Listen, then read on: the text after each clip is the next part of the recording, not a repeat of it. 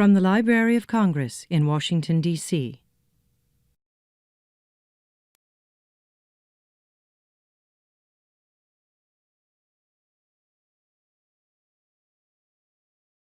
So, great. So at this point, I'm very pleased to be able to introduce Monica Mohindra. Monica is Head of Program Coordination and Communications for the Veterans History Project at the Library of Congress, which I believe is actually celebrating its 15th anniversary today.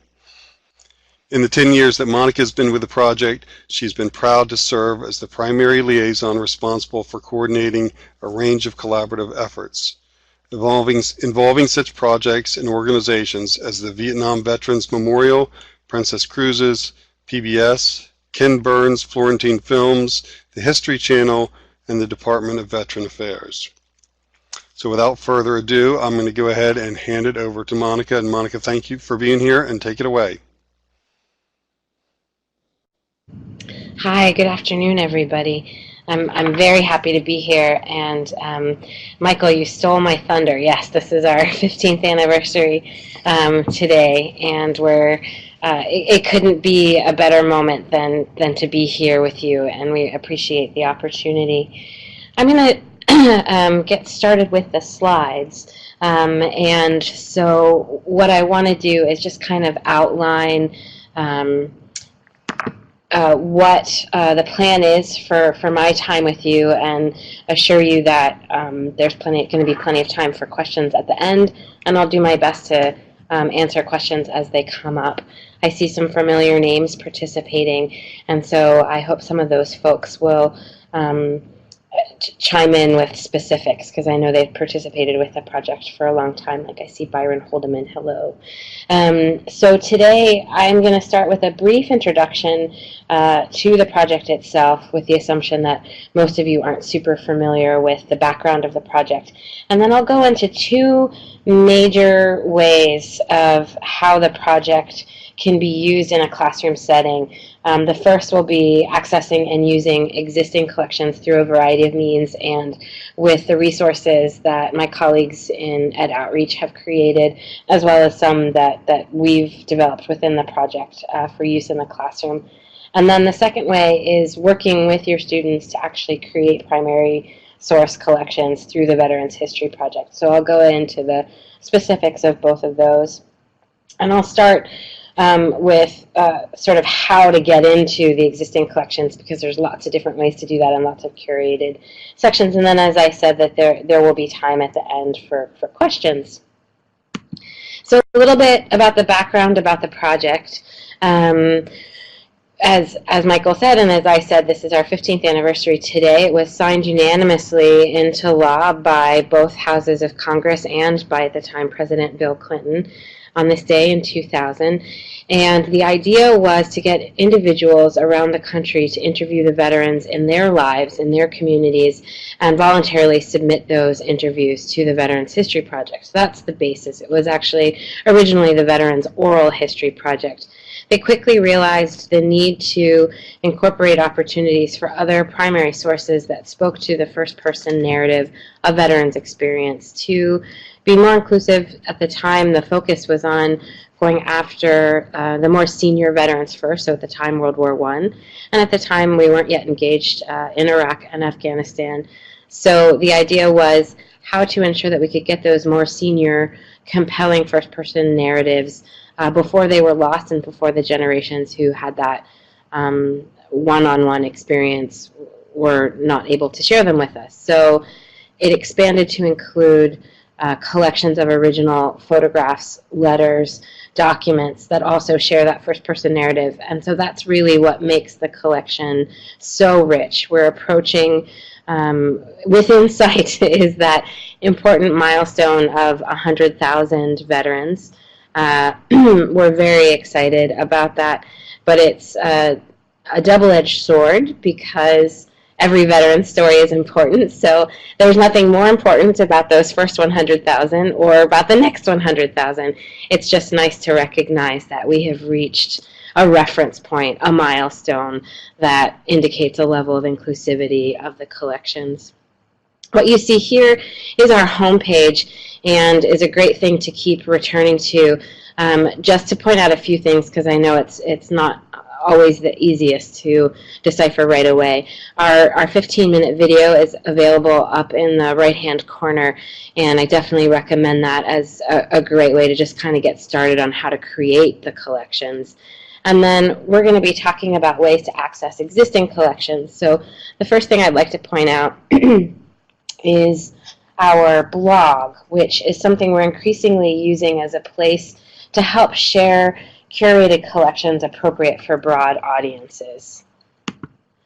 You'll see here the latest example. We have two of our staff, one a reference specialist, another a liaison specialist, who are working to really dig deep and find elements in the collections that will be relevant to people across all different kinds of audiences, whether we're talking just the casual observer or students.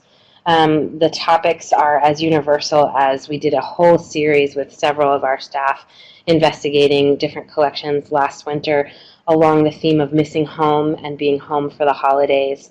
And so you can dig into the archive of the blog and find those, or as specific to military experience, but as accessible and relatable as a few stories that talked about, you know, what was that one food element that sort of gave you comfort in the midst of all the conflict.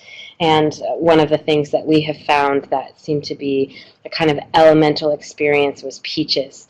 So you have a really broad way of engaging with the collections, but finding very specific ones. I'm going to jump back just really quick to show you exactly where you can find that blog. There is an orange button VHP blog down in the bottom left-hand corner, and then that brings you to this page. If you scroll down on this page, what you'll find when you're on the live website, not on the slide, what you'll find is a section of tags, and if you want to get to all 67 of the currently curated sort of blogs, what you'll find is the Veterans History Project tag, and that'll get you to a page with all of the different topics that we've covered to this point. We do answer questions pretty quickly. It's a great way to, yes, Dean, I'll answer your question in just a second. The comments in the blog are a great way to interact and get questions answered right away, but they're also a place we're typically asking for participation. You know, if there's a particular theme or topic that you'd like to see explored on the blog, that's a great place to have that featured and paid attention to, or have your students go ahead and interact directly there.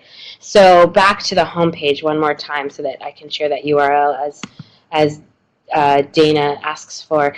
It's www.loc.gov/vets, as in VETS. Thanks, Wally. Can everyone see this on the side? Great. Yeah, that's exactly it. That's the URL. Thank you. Fantastic. Thanks for the question, and thanks for the help getting the answer out. So the other place, and here I'm going to jump around a little bit. I hope I'm not giving you your eyes whiplash. So the other place that we find collections and curated collections, if you look in the center, right now we have a collection up called, this is always our Experiencing War section, is always where we have our online exhibits.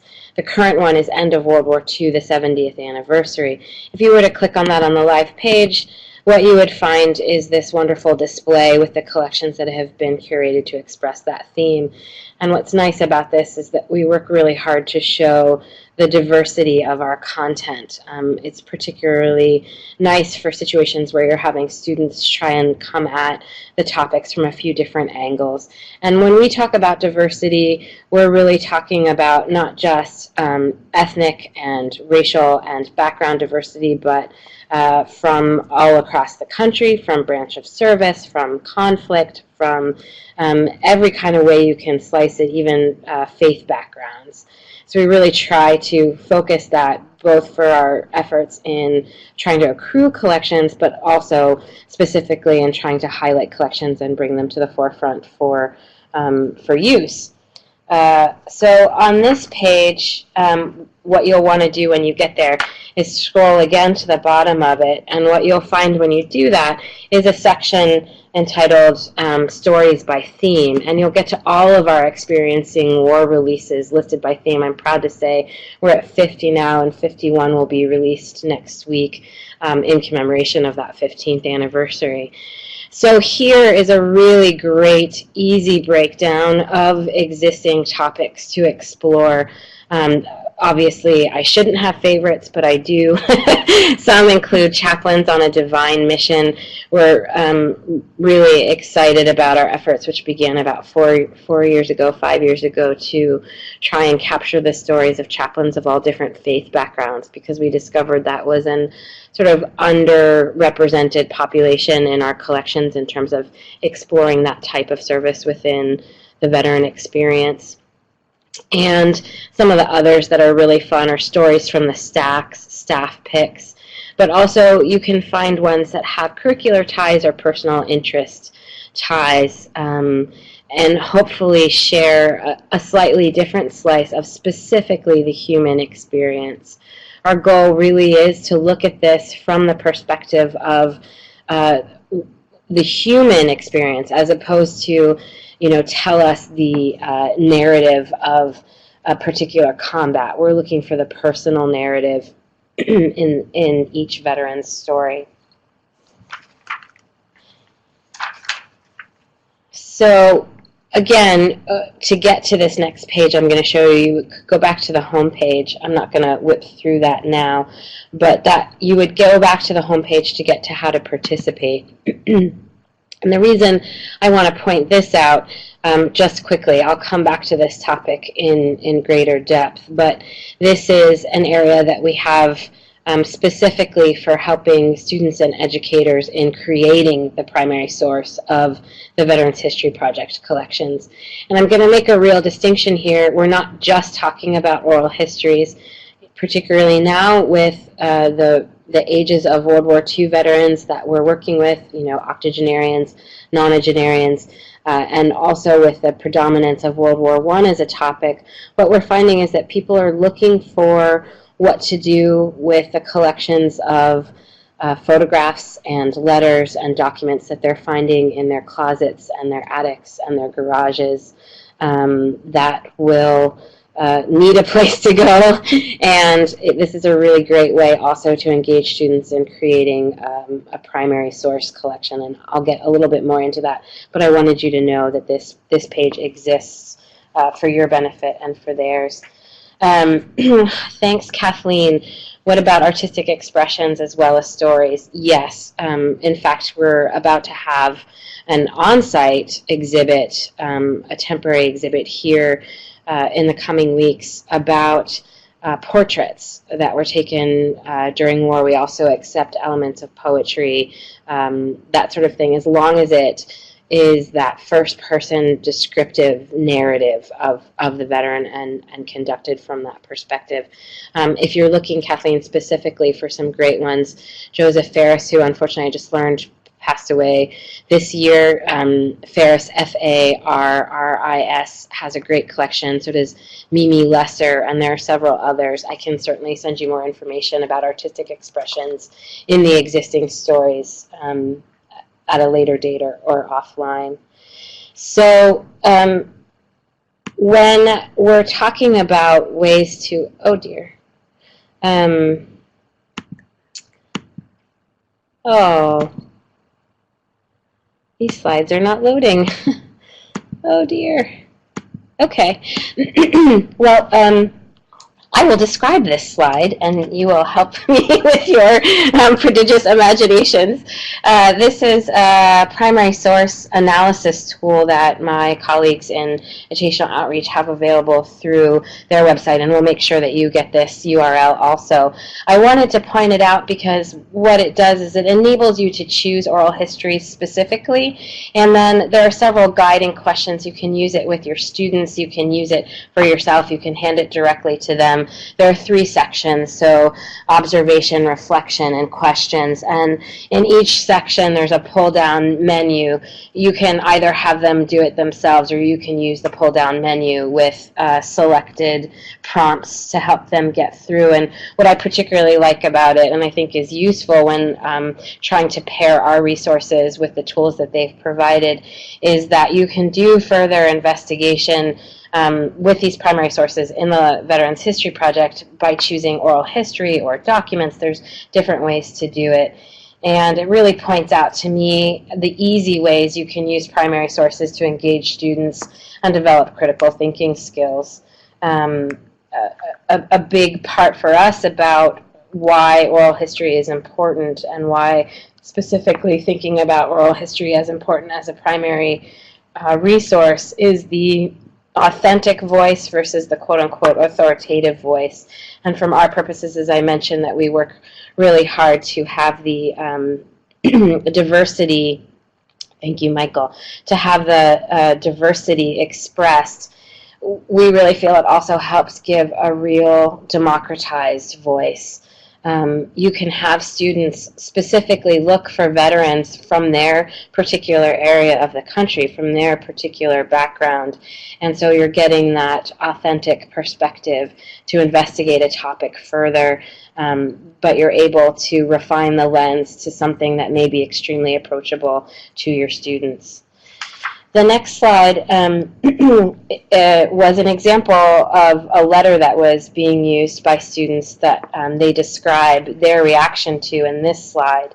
It's a wonderful primary source of a letter that goes on in a prose that's just a gorgeous 1944 prose. Bear with my slight cold inflected voice. I'll read just a few lines so you get a sense of it. My darling Jamie, hope this gets out to you. It will be the last note from me for a long time. Don't worry, Angel. I'll get in touch with you first chance I get. Believe me, darling, I'm feeling wonderfully well and absolutely squared away for anything that may come my way. And I think what's so wonderful about these documents and the opportunity to see them in their handwriting and in their entirety for the students is it really personalizes the experience, that lets them see beyond it lets them expand past their pre-assumptions, as you can see as they're reflecting here in these student blog pieces. The other thing that's really wonderful about it, not necessarily reflected in this blog, but I think is easy to incorporate in a classroom setting, is the opportunity to think about, in this particular case, it's this incredibly, it's a love note that's going on in this gorgeous handwriting, and the questions that arise immediately are, what does this veteran talk about? What doesn't he talk about, and why? This happens to be a letter that doesn't have anything redacted. And so I know that that was a big issue to be talking about for lots of veterans. They wanted to make sure that when their letters arrived home, they were visually an expression of, them thinking about their families, and they didn't want all the black lines all across their letters for the redaction. So that sends you in a couple of different directions and gives lots of opportunity for the students for personal impact.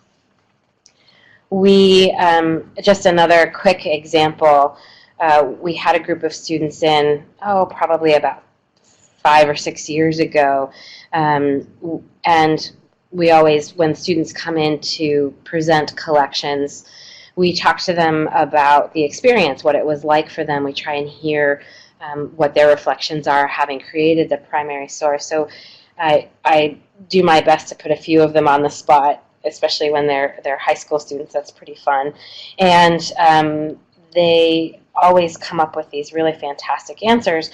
One thing that has always struck out to me is this one student's answer, which was that she was so excited to do this project after, she was trepidatious at first, but excited to do this project with her father because he had served in the Persian Gulf War.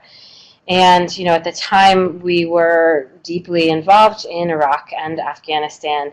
And she said, I didn't even know that the Persian Gulf War existed. I hadn't heard the term until I did this project with my dad.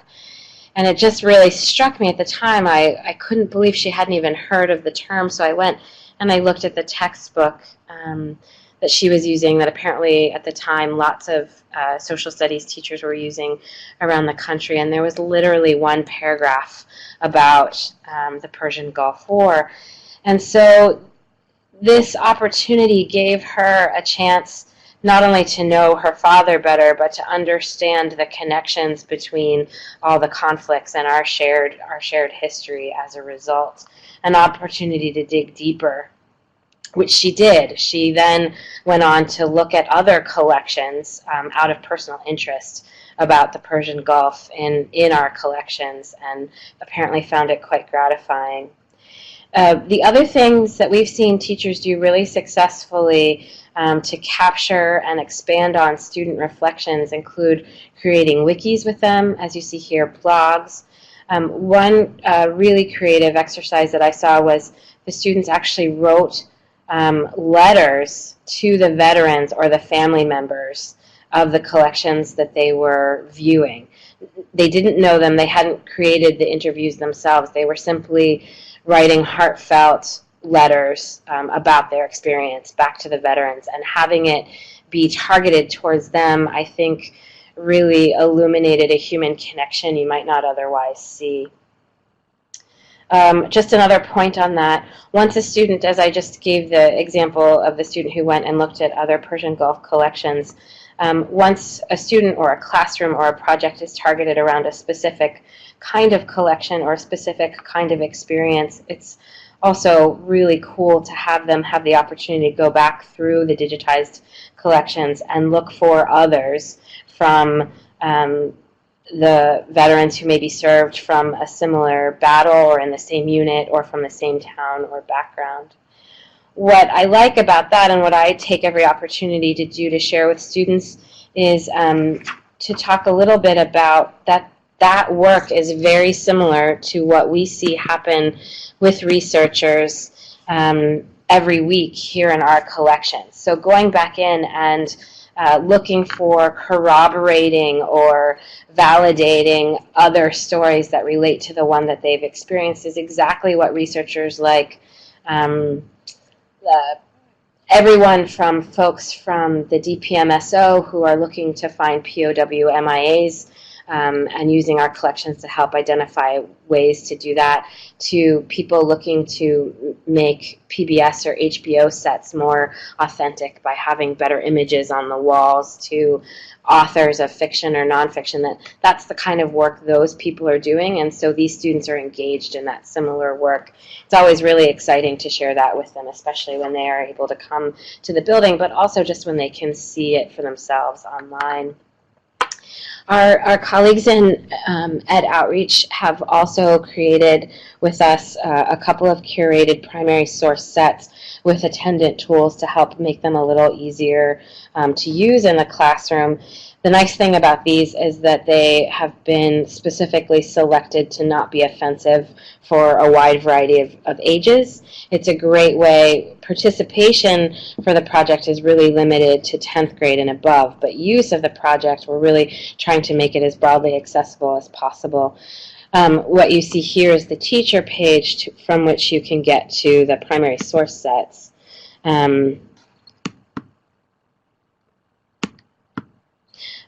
Which are here, and what you'll see on these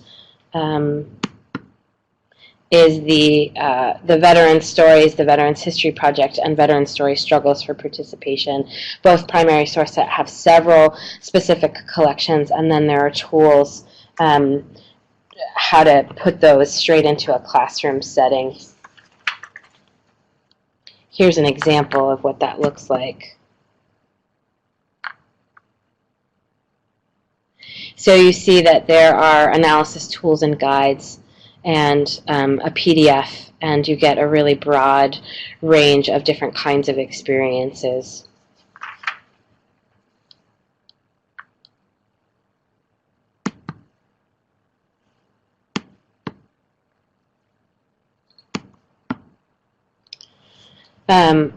One of the tools that's available is analyzing oral histories, and it's something, this is also where you get that analysis tool that I had mentioned earlier. And this is really great. All of these resources I've shared so far are really helpful for taking what's existing and using it in a variety of classroom settings. But the other way to participate with our collections is actually to generate the primary source, is actually to create an interview or to pull together a collection of original materials. And one of the fantastic benefits of that is having the students work together in teams or individually with a veteran each to bring a story to the surface and give it life. There's something extremely empowering about that experience, both for the students and for the veterans. They co-create something which lasts for posterity, is saved for history at the Library of Congress. And there's something about creating that primary source and having it preserved at the Library of Congress that is super validating for both people or the team of people engaged in that effort. To know that that collection is resident in the place, you know, with the baseball cards from the Negro Leagues, if that's important to you, or to presidential personal papers, to have it be taken that seriously and have it count towards the larger picture is I know that that's fuzzy curriculum, but we see that it makes broad impact for more specific curriculum goals and objectives. Somebody mentioned earlier, I think it was Kathleen, about creative works in the existing collections, but the other aspect of this is that not only does creating this primary source, if you engage your students with the actual collections in terms of creating it, not only is there the opportunity for getting them to help pull those together and talking about how those artistic works can be part of the larger story of a personal narrative, but one thing that we're seeing more and more of is classroom projects that take the existing oral history and turn it into something else, a starting off point for creating works themselves. We have a couple of fantastic examples of that. In just a minute, I'm going to play this clip, but I want to give a few examples so that you have a sense of what I'm talking about. Several years ago, there was a group of students working on the Philadelphia Student Mural Project, and they had previously done some murals with some veterans, and there was an effort to specifically do a mural with Tuskegee Airmen. And we got connected to them through a variety of different sources and were able to provide for them a workshop. And what they did was they did targeted oral histories with Tuskegee Airmen and then did the mural and about the airmen's experience. And what we heard from all participants from all sides, including the artists, the teaching artists that helped them create the mural, was that it was a much more engaged, in-depth, that at every step of the process it was essentially a better product, whether you were looking at it from an artistic standard or from meeting curricular objectives or from connecting people in communities, that it, by using the oral history process through the Veterans History Project as a vehicle for deriving greater meaning, they were able to far exceed their expectations for what they were trying to accomplish artistically. And it was just really cool to hear all about that. This is another great example, and we're going to try our best to play it for you. This is a 3-minute clip of one of 2 of the honorable mention videos that were awarded honorable mentions in the White House Film Festival this past year, who showcased, with student works showcasing their VHP activity. So it's a great example not only of how students can turn this into something else, but what the impact is for the students and for the community. So bear with me, I'm going to try and play this. Dear students, thank you for your kindness to Ed. Thank you for the Grand Veterans Day card that you sent him. I'm looking at it right now. I've placed it with Ed's high school graduation picture, the flag that was on his coffin, and a photo of him in the service. Thank you for letting Ed be a part of the Veterans History Project at the Library of Congress. Ed enjoyed so very much when he would meet and speak with you young people. It was an honor for him. Ed passed away on December 20th, 2012. He had a rough year health-wise, but the best occasions he attended were those involving young people. Very truly yours, Adela S. Fabish. I admire this boy because he's got his future to look forward to. Hi, my name's Ty. I'm part of the Harlem Veteran Project.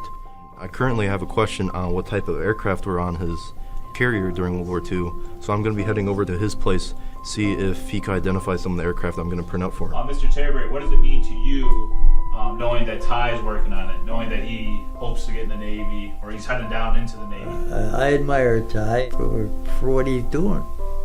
I honestly think I don't deserve some of the things that he just said. I just feel like that I'm just a regular high school student that has so many big aspirations. No, you're not. And No, you're not. No, you're not. You're an exceptionally young man with a future. And we need more people like you. The Crab family. I worked on Mr. Crab's documentary last year, and unfortunately he passed away around 3 weeks ago. In lieu of flowers or any other sort of donation to the family, they decided to donate to the project. So I'm going right now to personally thank them, not only for that, but for all the other contributions in my life. Yeah, these are his shirts. Black jeans and flannel Every shirts. day of his Every life. day of his So life. we thought it would be good. I think for any student going through this project, there's certain life lessons that you don't get out of a book. Both of my grandparents have been a huge part of my kids' lives. And my daughter is only 4 years old, and my son is 2. So the memories that they have with him will fade over time. At his visitation, to hear his voice playing in the background just showed me that he's just still here with all of us. Dear veterans, I write this letter in hopes that someone, somewhere will hear this call. Students from Harlem High School will continue to hear and record your stories. For one of the greatest accomplishments a high school student can have is documenting our heroes' history. Lastly, know that as long as you bravely serve our nation, we will always be listening. Yours truly, Michael Fenners.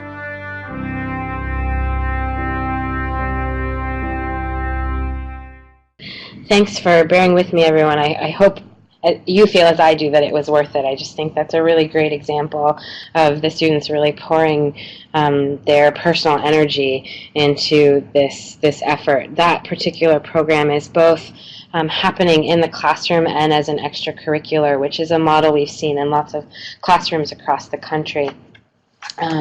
Other examples include schools where they're doing it almost like a yearbook model. I'm so glad you enjoyed it. It's nice to see the feedback. Thanks, Cindy and Christina.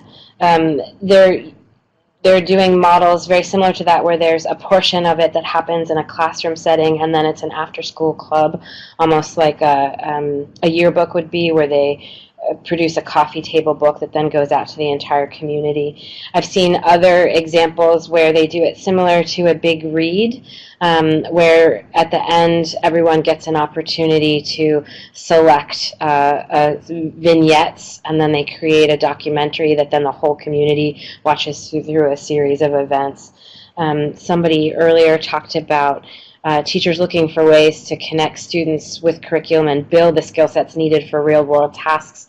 What we're seeing with these kinds of outputs is the ability to take advantage of using authentic material, primary sources, to engage with them on exactly that, on these kinds of real-world tasks. So one of the things that we wanted to be able to, oh yeah, it is similar to the paperclip project, it's true. One of the things that we just were able to produce with the Oral History Association is they, in their wonderful way, call it a pamphlet, which I just love because it's 95 pages long.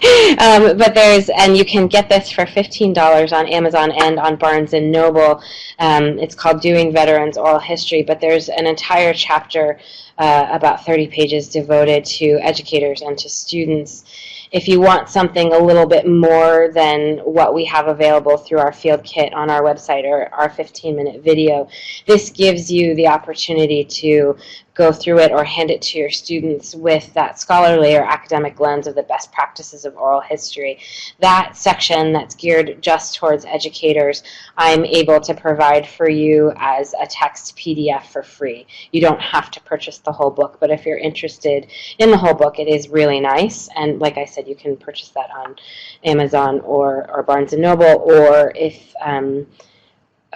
if you would like, you can get it from us, just the educators portion. And we'll be offering that in a few different packages in the coming year, but that's something I can offer you to you for participating in this now.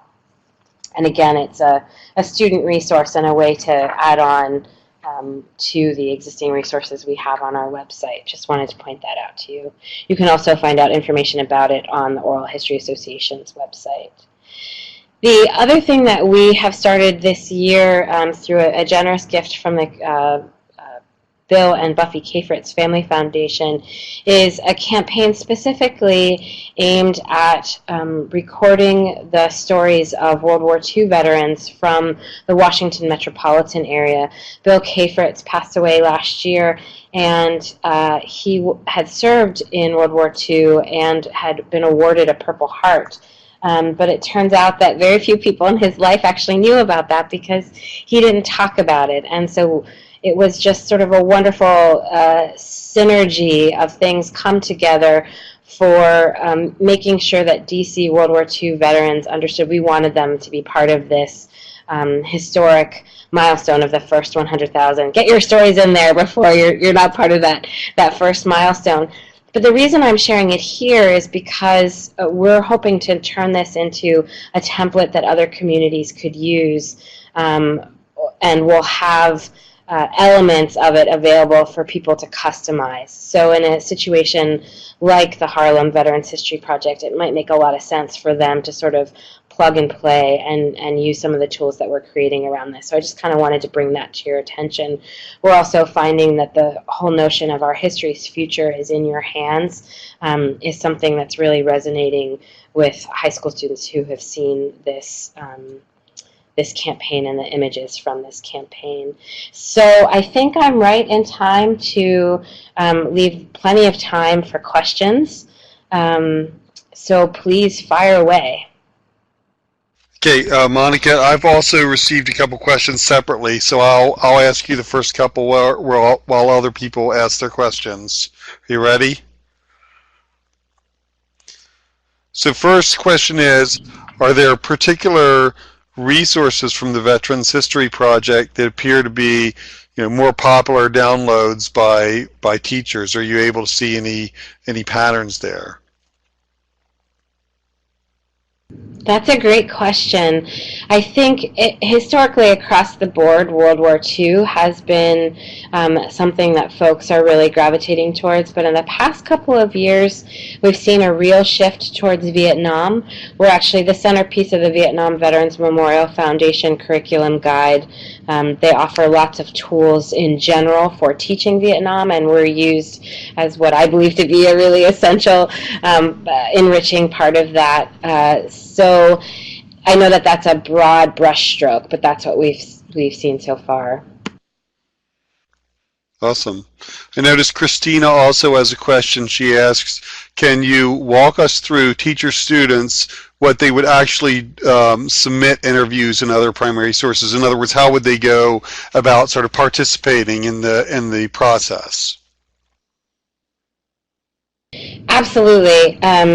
It's the how to participate page that I showed you and that 15-minute video, as well as our field kit, are really essential in doing that. And you can find all of those through the home page. But the process is pretty straightforward.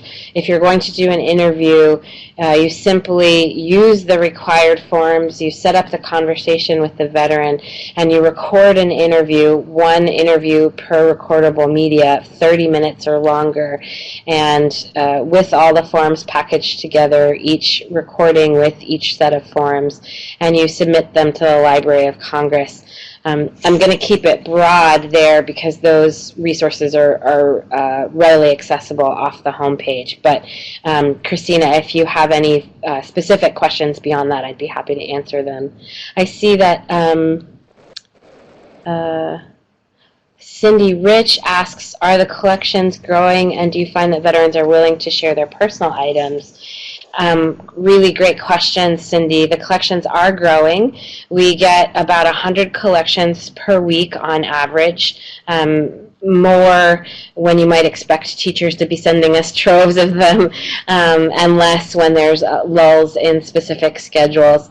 But on average, about 100 per week. And veterans are willing to share their personal items, especially when they know they're coming to the Library of Congress. It can be daunting to face the whole original question, why do they need our originals?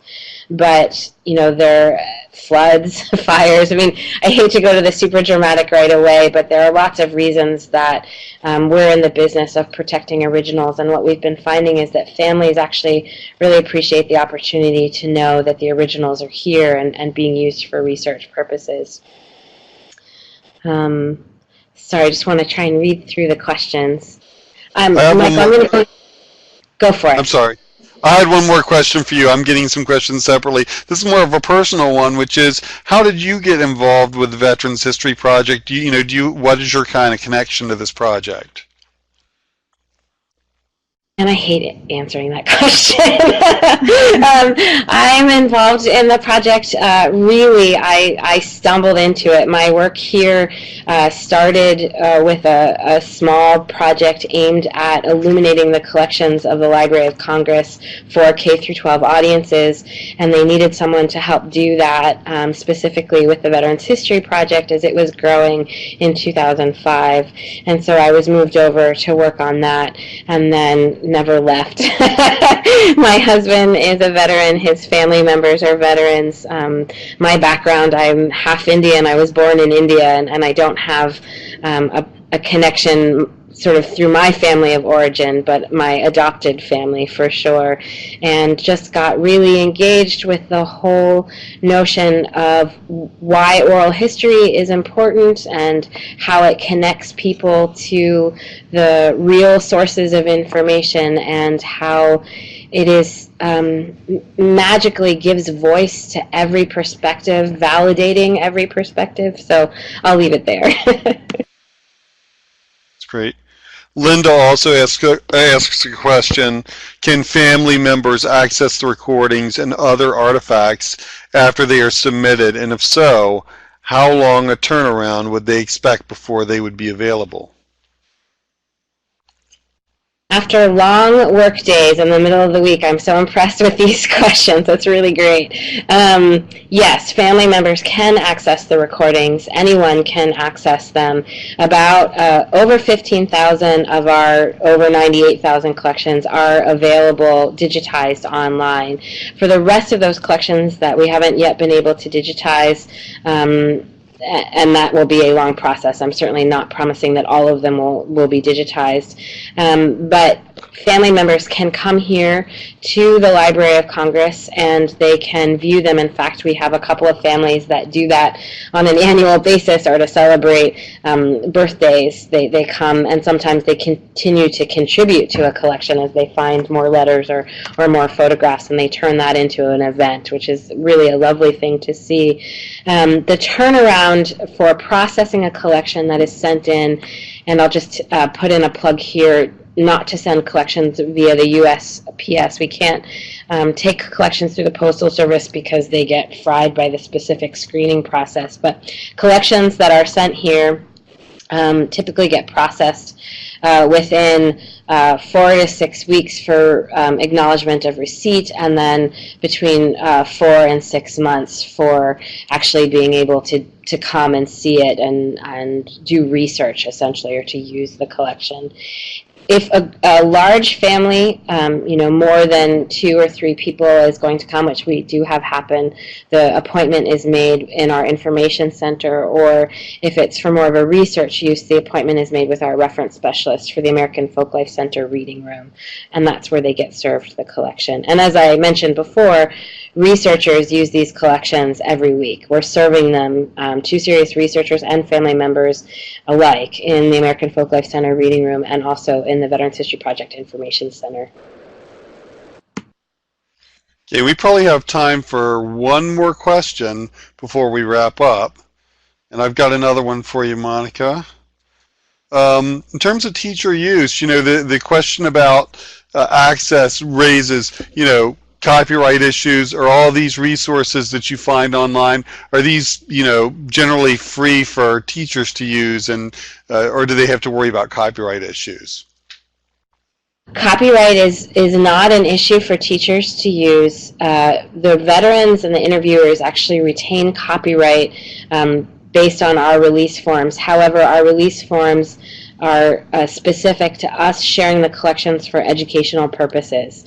So if you're going to, you know, turn it into the latest blockbuster HBO script, it's incumbent upon you to go ahead and get the copyright. We don't adjudicate that, but it is up to you to make that happen. But for teachers, there are no copyright problems, and teachers all across the country use the collections all the time. Monica, that's great. We're just about bumping up on 10 minutes till. Do you have any you know, final words for us, or do you want to? Should we just wrap it up? Actually, I would say just one point to consider when you're looking at this collection, when you're thinking about the Veterans History Project, is that according to a Pew Research survey, 62% of the American public is immediately related to a veteran. And they define that as spouse, parent, sibling, or child. That doesn't include grandparents, aunts and uncles, or cousins. And so if that's the number for 62%, if you expand out to that level of family or to how we make our families today, I think we get lost in the numbers about the 1% that serve. That may be true for the current conflict, but when you think about the divide and the gap between veterans and the veteran population and the general population, that divide's actually much smaller. So I just implore you to think about, as we're headed into Veterans Day, as we're headed into the holidays, think about the veteran in your life, think about the veteran in your community. This is something you can do with your students. This is also something you can do to enrich your personal experience.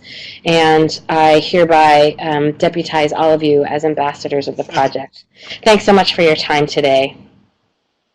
Monica, thank you so much. I can see all these thank yous pouring in the chat, and I add my thank you to that. It was a wonderful session, very informative and very moving as well. For everybody on the call, thank you for joining us. If you look up at the screen, there's some final information for you. We'd love to have your feedback on these sessions. So there's a link there. You can click right on that link and take a quick survey for us. The feedback really helps us to just kind of get better and serve you as teachers. Also, for those wanting a certificate, you are eligible to get a certificate for 1 instructional hour for this session. You will receive an email within 5 business days with directions to access that certificate. Finally, as we've mentioned several times, this session was recorded, so you can go back and watch it again. You will see it online. Please tell your colleagues, your family members to go on and watch it as well, because you know, we can sort of spread the word beyond this particular group. This has been a presentation of the Library of Congress. Visit us at loc.gov.